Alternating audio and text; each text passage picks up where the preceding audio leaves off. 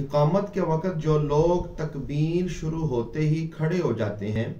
یا اقامت شروع ہونے سے پہلے ہی کھڑے ہوتے ہیں، ان کے بارے میں نبی اکرم صلی اللہ تعالی علیہ وآلہ وسلم کا یہ فرمان ذیشان ہے، جس سے ہمیں یہ بات کا اندازہ ہوتا ہے کہ اقامت کے شروع ہوتے ہی کھڑا ہونا یہ صحابہ کرام کا طریقہ نہیں تھا۔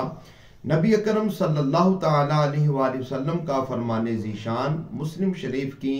یہ حدیث پاک ہے۔ روایت کرنے والے حضرت ابو قتادہ رضی اللہ تعالی عنہ ہے۔ نبی اکرم صلی اللہ تعالی علیہ وآلہ وسلم نے فرمایا، اذا اقیمت الصلاة فلا تقوموا حتی ترونی، کہ جب نماز کے لیے اقامت کہی جائے تو تم کھڑے نہ ہو جب تک کہ مجھے نہ دیکھ لو۔